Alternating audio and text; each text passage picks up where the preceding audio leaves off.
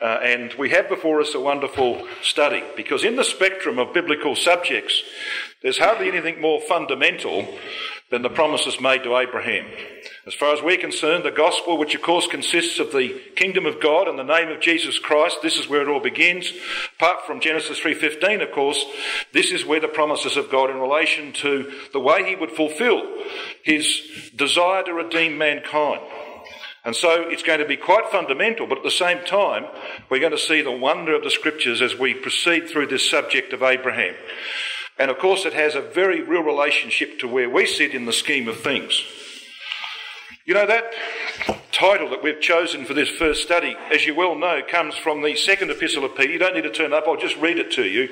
Peter says in 2 Peter chapter 1 and at verse 3, "According as his divine power hath given unto us all things that pertain unto life," and he means eternal life, "and godliness, through the knowledge of him that hath called us to glory and virtue, whereby are given unto us exceeding great and precious promises, that by these," notice the language, "that by these ye might be partakers of the divine nature, having escaped the corruption that is in the world through lust." You cannot get a better summary of where we are going in our studies than that. We're going to see, brothers and sisters and young people in our studies, that God didn't give Abraham all the promises at one time. He spanned them out over a lifetime, because Abraham wasn't ready for promise 2, 3, 4 until he got to the point in life where God could make that promise. He had to span it out over that period of time because of the development of Abraham. And the same applies to you and me, as we're going to see in our study. So when he initially made the promise that we read there in Genesis 12 and verse 1 and down to verse 3, initially spoke that to Abraham in Ur the Chaldees. And he moved from Ur the Chaldees and he made his way, of course, across from Ur the Chaldees over here towards the head of, it was at the head of the Persian Gulf at the time. They were not told where they were going, and so Terah, when he got his family on the road, was wondering, well, where do we go? So you follow the river along, and they went to Haran. In fact, Haran is between the two rivers. It's a long way from Euphrates. It's a long way from Tigris. Why did Terah go to Haran? Well, Haran just happened to be the second most important place of the worship of the god Nana, or Sin, S-I-N. Has nothing to do with sin, as in transgression. That was the name of the god. It was the moon god. The most important place of that god was Ur the Chaldees, the light of the conquerors, it's called in the Hebrew. And so he left there, this prized place of the worshippers of the god, Nana, or Sin, and he went to the second most important place. And so it was from there that God called Abraham by repeating the promise that he had given to him in Ur the Chaldees. So he gets this promise of Genesis 12, 1 to 3 twice, 5 years apart, as we know from Acts chapter 7. So brothers and sisters, that's the journey that he took. And of course it was from there that he was to take the journey that Paul comments on. In Hebrews 11 verse 8 he says, "By faith Abraham, when he was called to go in into a place which he should after receive for an inheritance, obeyed. And he went out, not knowing whither he went." But he was to find out, because he was to go to the land that God promised him. You know, God made 7 promises to Abraham between Genesis 12 and 22. I want to step you through those promises, and as we go through, you'll see that they're about Abraham's development. So the first one is to get him to move, to make the decisions he has to make. And when he's met the conditions, God can add additional promises to Abraham. And of course, as life goes on, those promises come one after the other, and thus there are 7 of them. And of course, we know that the number 7, amongst other things, has to do with covenant. In particular, brothers and sisters, specifically the Abrahamic covenant, because the Abrahamic covenant is stamped all over with 7s, as you're going to see in our studies. So here's the first of them, Genesis 12, 1 to 3. The first of 7 is made to Abraham, and it has 7 clauses. That's unusual, isn't it? That's the kind of structure you would expect from our God. And the first of those clauses points to the culmination of God's purpose. "I will make of thee a great nation," he says. He doesn't mean primarily the nation in the times of David or in the times of Solomon. He means at the end of the millennium, and in fact beyond the millennium, when the promises to Abraham will be entirely fulfilled, and there will be perfection on earth, and there will only be one nation left on earth, the nation that came from the loins of Abraham, the nation of Israel. For God said, though I make a full end of all nations whither I have scattered thee, O Israel, I will not make a full end of thee. Israel is the only immortal nation, brothers and sisters, and it will go on forever in its perfected form, beyond the millennium. And that's what God means. This is typical of our God, isn't it? He gives you the final picture, the final objective right up front. I will make of thee a great nation. And we're going to see that that's where the promises to Abraham actually do end up. In Genesis 12 verse 7 we have the second of those promises where the land is promised to Abram's seed, namely to Christ, not to Abraham, because to this point he hasn't met the conditions that were laid down in Genesis chapter 12 and verse 1. You don't get the promises, you don't obtain the promises until you meet the conditions. And he hadn't met the conditions. So the land is actually promised to Christ before it is promised to Abraham. Christ, of course, is the singular seed of Abraham. Galatians 3 verse 16, we know Paul quotes this passage here in Genesis 12, and he says that seed was Christ. The third promise is in Genesis 13, verses 14 to 17. The land is now promised to Abraham because he's now met the conditions that were laid down in the first promise. And so the land is now promised to him and to his multitudinous seed. The fourth promise is in Genesis chapter 15, verses 13 to 21.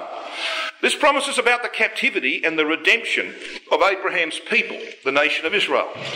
We see in this promise the activity of the cutting of a covenant.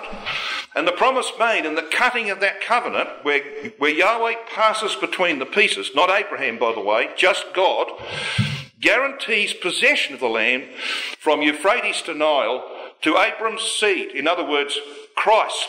Now, of course, we're incorporated in that, but it wasn't promised to Abraham so much, but to Abraham's seed. And if you're in Abraham's seed, Christ, then you will inherit with him that land in due time.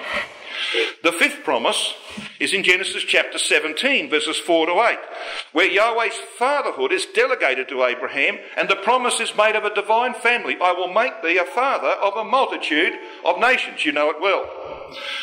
The sixth promise is contained in Genesis chapter 17, verses 15 and 16, and is repeated again in chapter 18, verses 10 and 14.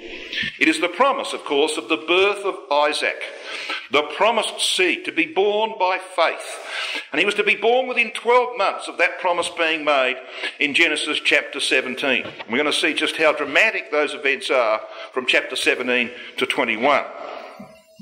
And the seventh promise is in Genesis chapter 22 and verses 16 to 18, where God actually makes the promises to Abraham unconditional. In other words, he says to him, brothers and sisters, and this is what Paul argues in Hebrews chapter 6, verses 13 to 18, which we'll have a look at in due course, God willing. He made the promises unconditional to Abraham, which is really saying to him, you will be in the kingdom. There's no more thing, nothing I can require of you any more than what you've given. What man is going to give his only beloved son to God in sacrifice?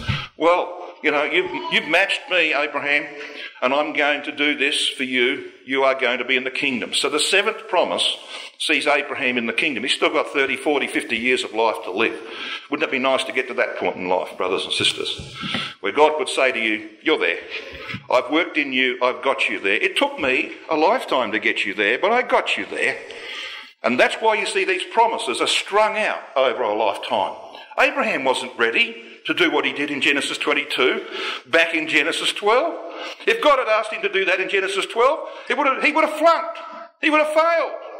He had to wait till he got him to a certain point in life. And then he could ask of him those things. And then he could make the promises unconditional. And isn't that the same with you and me, brothers and sisters? When you're first baptised, you ready? You ready then? Of course you're not. Takes God a lifetime to work in your life, to bless you. I'm going to find out what that means. Blessed with faithful Abraham. We know precisely what it means. And we'll see the hand of God in our own experience. Now, what about this seventh promise? It's preceded by a covenant with Gentiles, where 7 ewe lambs are offered.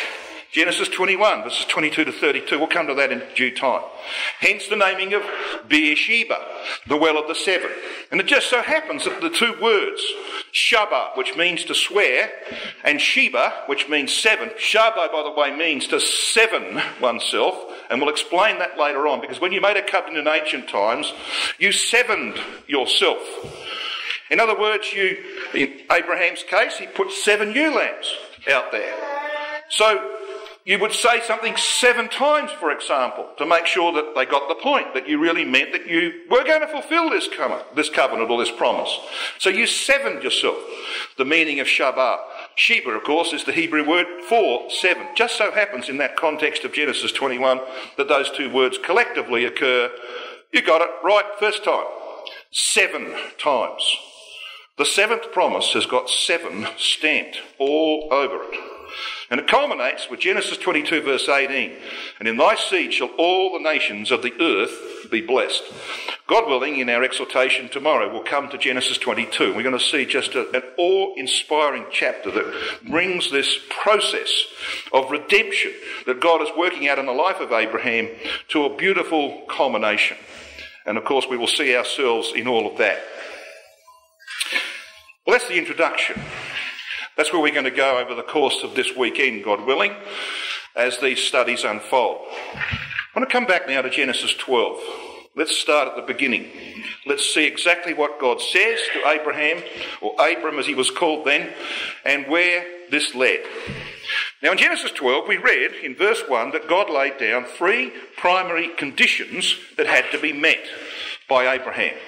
Get thee out of thy country. Well, when he left Ur the Chaldees and went to Haran, he had left his country. But he went there with his kindred, or his family, his kindred. And so God says, well, the next thing, I want you to leave your kindred, your wider family, the family of Terah. But of course, when he did leave from Haran and crossed the Euphrates and became Abram the Hebrew, the crosser over, he had with him a member of his family, didn't he? He had his nephew, Lot. So it was not until he met the 3rd condition that the promise could be made to him that he would possess the land. So what was that 3rd condition? Well, you have to leave your father's house. And so it's a remarkable thing that within a moment of Lot leaving the compound of Abraham in Genesis 13, God says to Abraham, right now, look around you. All the land that you see, it's yours. Because he'd met the 3rd condition. Until that point, God couldn't make a promise of the land to Abraham. And there's a lesson to be learned from that, brothers and sisters. You don't get nothing for nothing, do you?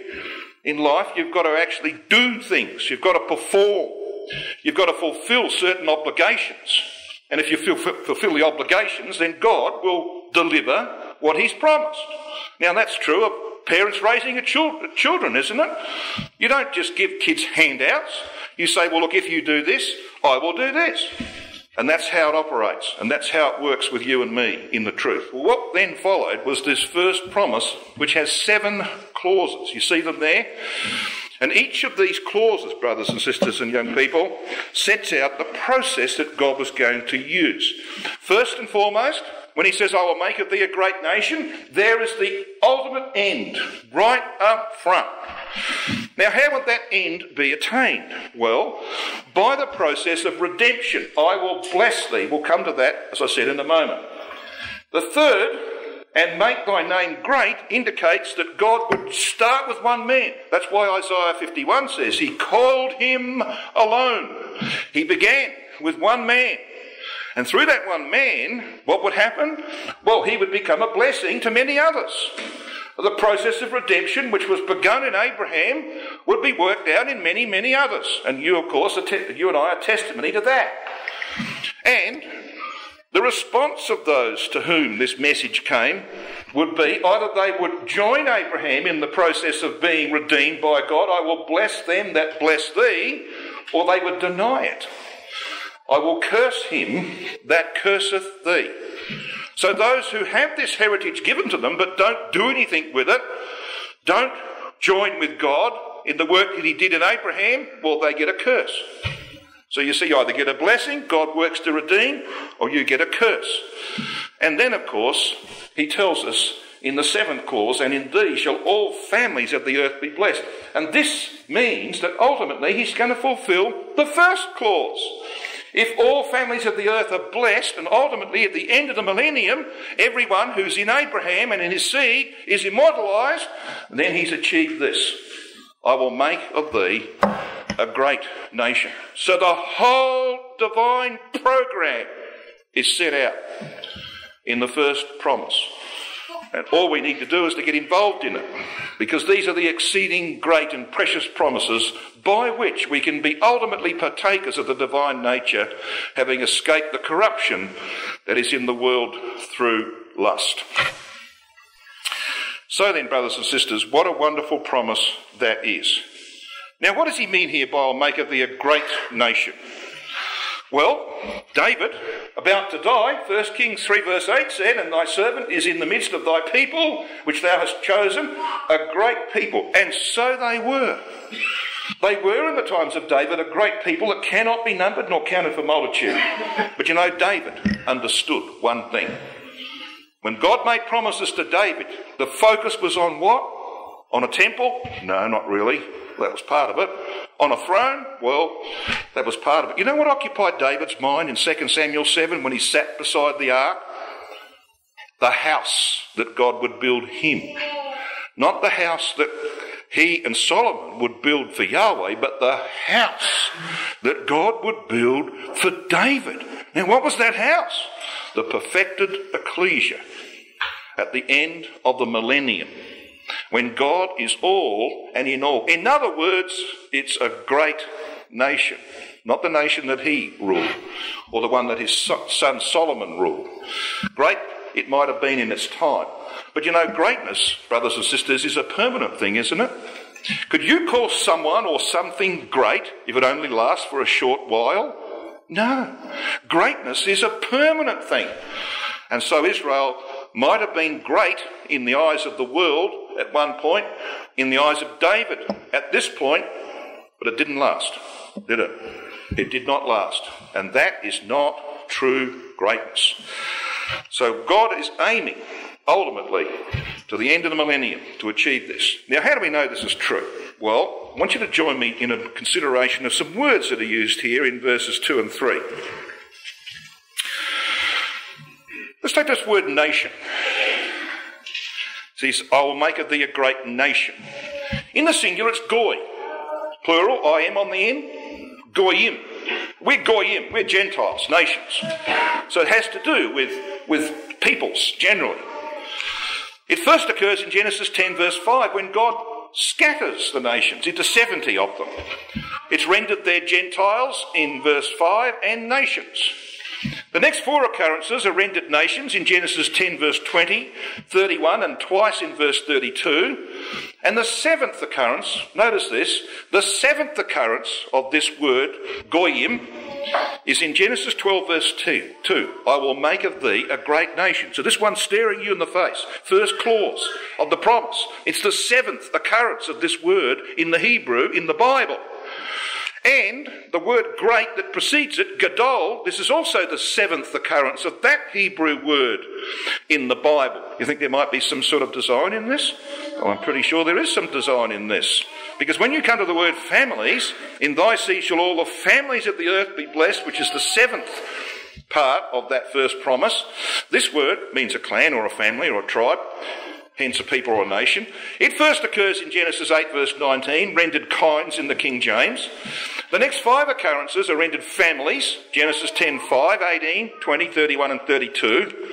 The 7th occurrence of this Hebrew word just happens to be in Genesis 12 verse 3. In thee shall all families of the earth be blessed. Even the word blessed, the word barak, the 7th occurrence in the Old Testament is in Genesis 12 verse 2. I will bless thee. Okay? The 10th, because there's 2 more between the 7th and the 10th. The 10th is this word, the last word of the promise. In thee shall all families of the earth be blessed. 7, Abrahamic covenant number. 10, you know what 10 stands for in the Bible? All. Yes. Exactly.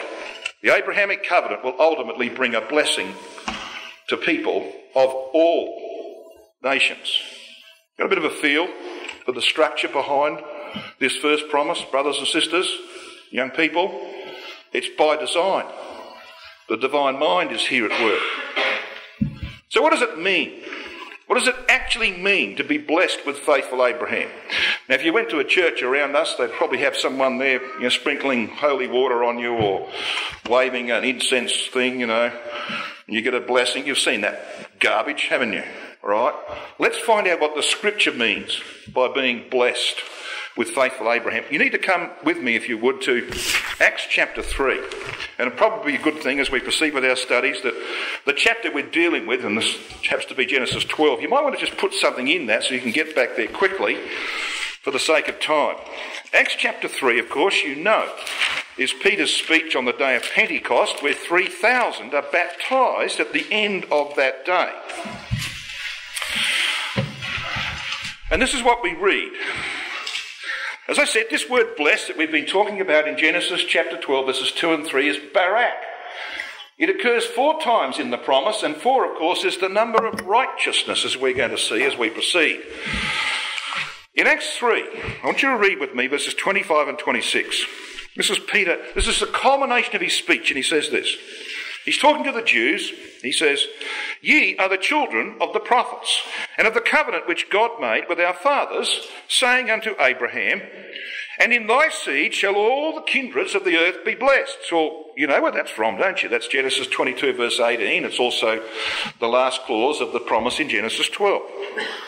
Then he says this in verse 26. It's very, very important, brothers and sisters and young people. He says, "Unto you, the Jews, first, God having raised up his son, Jesus, sent him to bless you." You never saw Jesus Christ going around, did you, waving some kind of instrument, sprinkling holy water? No. So what does he mean? Well, he tells you what he means. "In turning every one of you away from your iniquities." That's a process of redemption. It doesn't happen overnight. It happens in a lifetime. And that's what it means to be blessed with faithful Abraham, brothers and sisters. God working in your life to turn you away from your iniquities. Like he's working in my life to turn me away from mine, and I got a few to be turned away. Is that true of you? Yeah. That's what it means to be blessed with faithful Abraham. And this word wickedness, and this is a translation here, this word wickedness or iniquities, poneria, occurs 7 times in the New Testament. Yeah, and that's the work of God's covenant, to turn you away from your iniquities. It means depravity, iniquity, wickedness, evil purposes and desires. You got a few of them? I got a few of them. Yeah. So the whole point of the promises made to Abraham was to work in your life progressively, day by day, until he's turned you away from your iniquities. He's going to justify you. Abraham was justified by faith, says Paul in Galatians 3 verse 8, and the word means to render righteous. Yeah, and that's the process that's worked out through these exceeding great and precious promises whereby you might escape the corruption that is in the world through lust, that you bear in your own nature and share in the divine nature in due time. How fundamental is that, brothers and sisters? That's what life in the truth is all about, isn't it? We don't come to the meetings because it's on the schedule. We come to the meetings to be with those in whose lives God is turning away iniquity. And we want to share the experience with them. That's why we come to the meetings. I want you to come to Hebrews 11. We're in the New Testament. Come to Hebrews 11 and verse 1.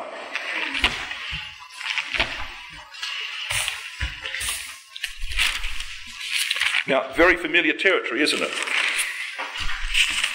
This is the process, brothers and sisters. Justified by faith. Made righteous, rendered righteous by faith. Not just imputed righteousness, that's just part of the process. It's about changing the way you live your life. So in Hebrews 11 verse 1 we read these words. Now faith is the substance of things hoped for, the evidence of things not seen. For by it the elders, Abraham, Isaac, Jacob, obtained a good report. How do we know he means them? Well, he tells us about them in verses 8 onwards. He tells us about the patriarchs, the elders. They obtained a good report. And so, brothers and sisters, so can we. Now, we know what this word substance is. It's the word hypostasis. It means to set under, to support, to have a foundation. And Brother Thomas translates it, faith is the confident anticipation of things hoped for, a full persuasion of things not seen. The Revised Version says it's the giving of substance. So faith gives substance to things hoped for. It makes them real in your life. And it provides evidence for things you have not seen. I never saw Abraham.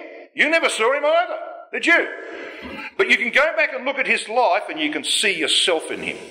The scripture allows you to paint the picture of the reality of Abraham. You believe it, you believe what God did in his life, and you know God's doing the same in yours. That's what faith does for you.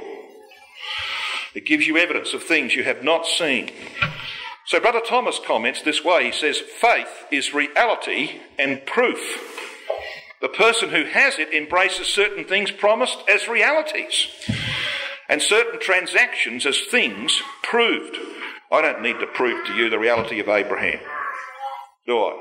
You believe that along with me. What I do need to suggest to you is that maybe we don't always see the way God is working in our lives as he worked in the life of Abraham, and he does that by the promises. And we're going to see how that works itself out. Let's come back to Genesis 12.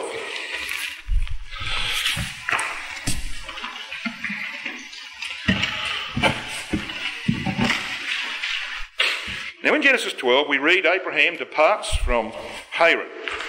He's 75 years of age. In verse 4, he becomes Abram the Hebrew, the crosser over at the Euphrates, as it were, figuratively baptised.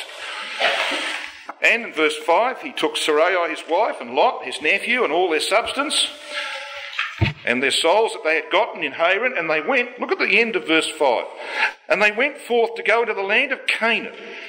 And into the land of Canaan they came. Well, if you're going forth, you know, I left Manitoulin Island on Wednesday morning to go to the land of North Battleford, Saskatchewan they call it here.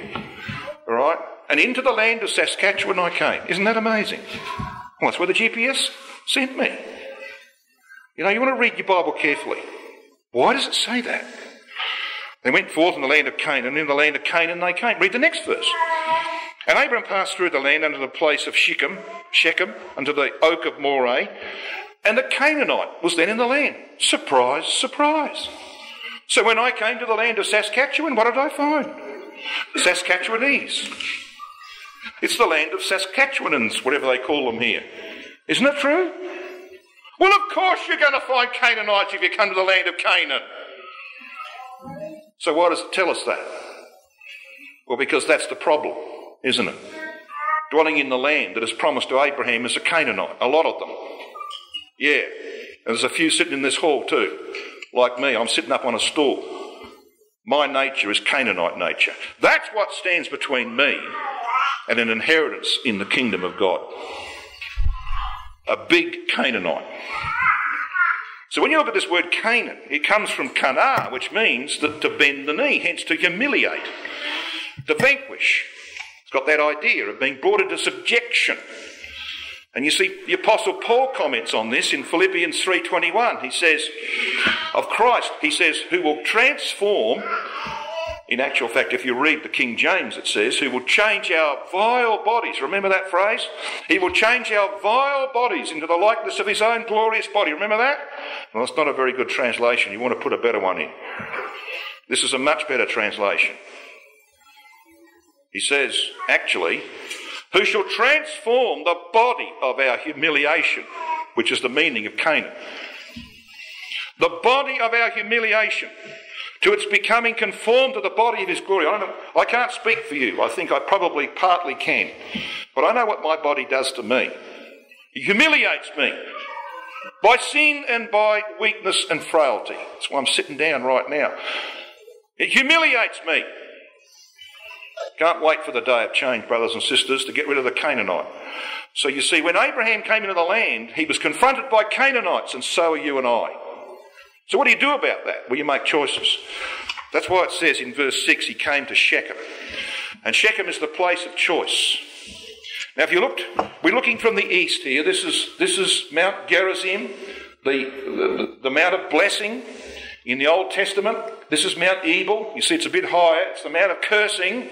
This is where Israel was brought in Joshua chapter 8, remember? And half the nation was on Gerizim and half on Ebal, and they shouted the blessings and cursing to the Lord across the valley. Yeah. Jacob's well is in here in the middle. Okay, so if you have a look at if you're standing above a man and you got past his bald head, whoops, let's go back there. Let's just go back one step. Somewhere there's a line here. I don't know what's happened to that. Anyway, if you have a look down, it's like looking down on the shoulder blades of a man from upstairs. Got the idea? Yeah, that's what Shechem means. It means the back or shoulder, the place of burdens.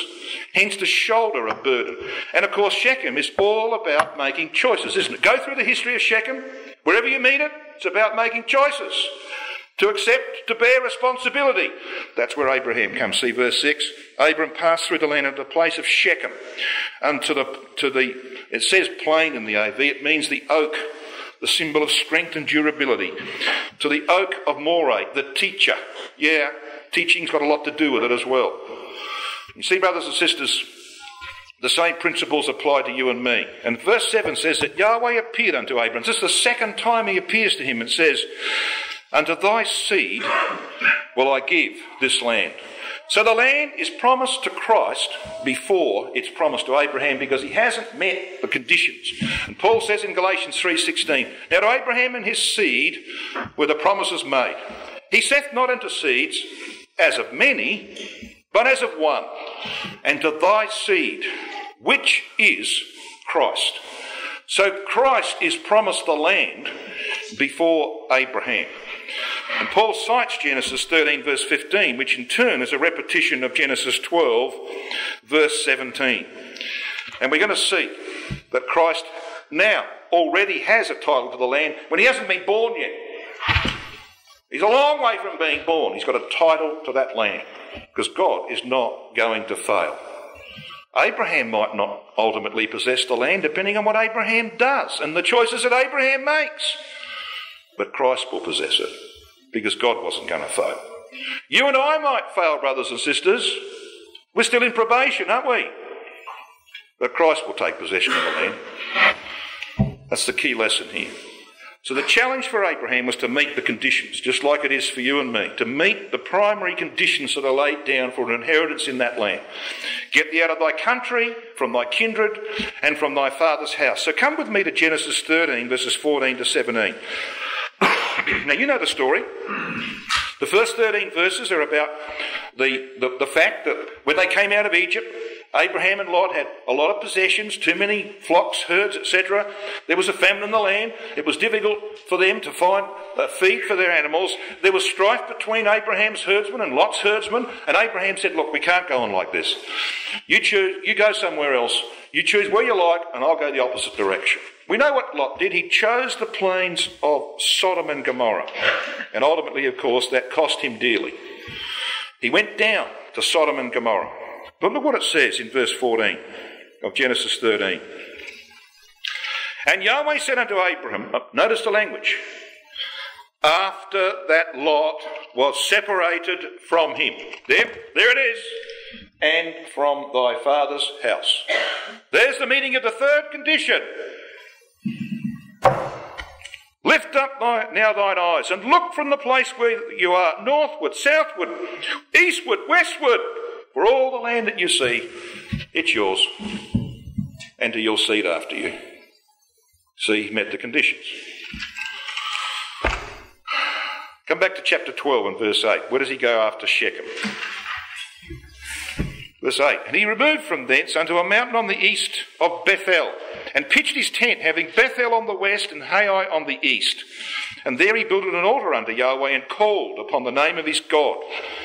And he went on further from there, south. And of course we know the principles. I don't need to go into these, brothers and sisters. We know what these places represent. Bethel means the house of God. We know that that's picked up by the Apostle Paul in 1 Timothy 3 when he says that if I tarry long, that thou mayest know how thou oughtest to behave thyself in the house of God, the meaning of Bethel, the house of God, which is the ecclesia of living God, the pillar and ground of the truth. And we know that's a reference to the stone which Jacob had used as a pillow, which he propped up, made into a pillar, poured oil on it, anointed it, and said, this is the house of God. And the angels of God are ascending and descending upon him. We know that Bethel has got to do with the house of God, the ecclesia. But what about Hai? Well, it means ruin. And it's back towards the east from whence Abraham had come. He'd left behind her the Chaldees and all the godless, idolatrous things of that place, and he had to make a choice again. He had to make a choice between the house of God and returning to ruin. And that requires sacrifice and commitment. And that's why it says there, he made an altar, sacrifice, and he called upon the name of Yahweh. He made a commitment. Right? He made some choices. He'd made his choices at Shechem to accept responsibility. Now he makes his choices in the house of God, the ecclesia, to sacrifice his life to his God, to commit his whole life to his God. That's the process, isn't it? This is how God turns us away from our iniquities. So here we are, brothers and sisters. Back in 2010, by the way, sorry, Dan, we didn't stop here at Bethel on the trip last year. But in 2010, when we were here in the West Bank, we were standing on what is alleged to be, and I think most probably is, Bethel. And you see there's a road. Can you see there's a road here? It's a double-lane highway which goes along the central massif of the land.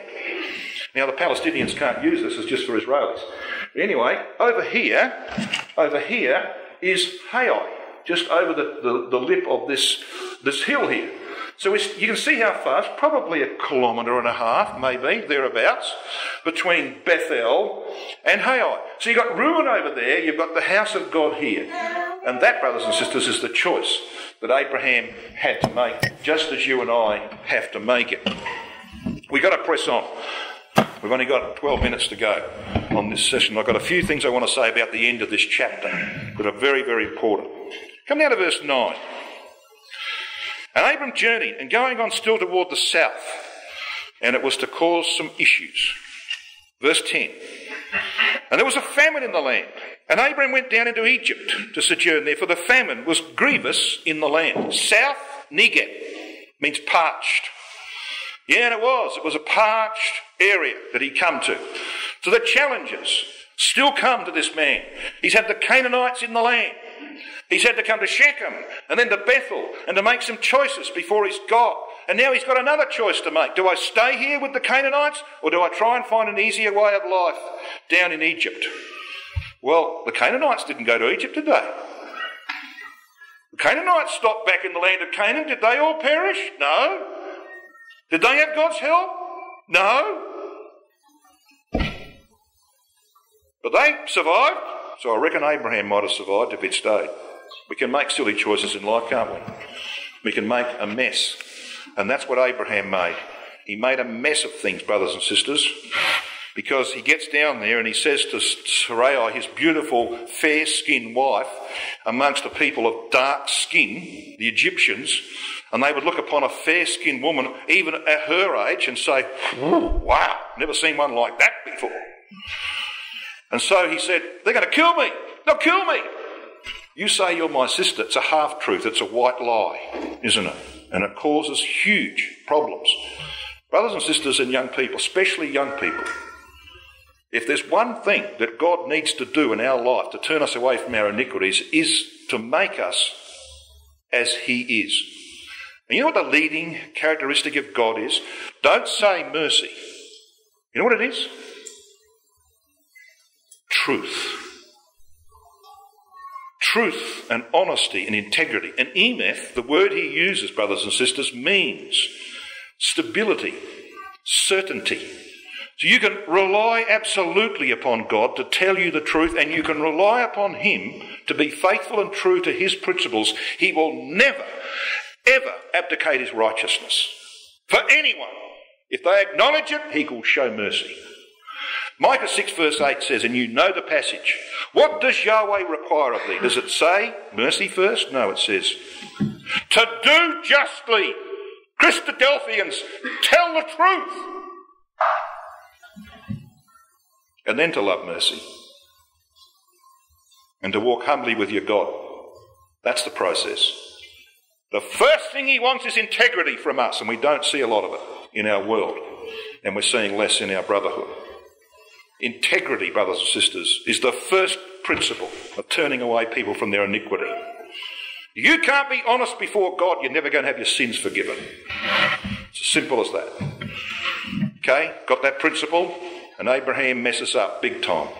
And he puts his wife in the most invidious position that any woman could ever be in, going into the harem of a pharaoh. Good grief. What next? Think about Sarai's position here. Well, of course, he takes this decision that's going to shape his family's future for 2 generations, because Isaac doesn't even tell a half-truth. In Genesis 26, he tells a full-blown lie about Rebekah being his sister. You tell lies, brothers and sisters, and your children will end up telling them as well. They will see straight through you. You don't tell truth, don't expect your children to tell truth. That's the lesson that we learn from Abraham. Now, I get criticised for criticising Abraham. Well, get used to it, because God does. And I'll show you that. Get used to it. Abraham was just like you and me. He needed as much correction, he needed as much turning away of iniquity in his life as you and I need. And that's why the record is there, warts and all, so that we can see that what God did to Abraham, he will and can do with us. And so we might be blessed with faithful Abraham. His worst fears are realised, of course. We know this. I don't even need to tell you the story, do I? We know the story of what happens here. And he sent away the most embarrassed Christadelphian in history. Look what happens to him. Because, you see, Pharaoh just keeps feeding him. Verse 16. And he entreated Abraham well for Sarai's sake. And he had sheep and oxen and he-asses and men servants and maid servants and sheep. And they just keep coming. All these gifts from Pharaoh. You can't turn around and say, well, look, hang on, I didn't quite tell you the truth. He's locked in, brothers and sisters. You take one misstep and guess what? You can be locked in. And then we read that Yahweh plagued Pharaoh and his... So God has to intervene to save Sarai with great plagues because of Sarai. Notice what it says. Because of Sarai, Abram's wife. And Pharaoh called Abram and said, what have you done to me? I thought you were a Christadelphian. Weren't you? You're not a Christadelphian, are you? The Christadelphians tell lies? Get out of here! And he sends him away. The most chastened Christadelphian in history. And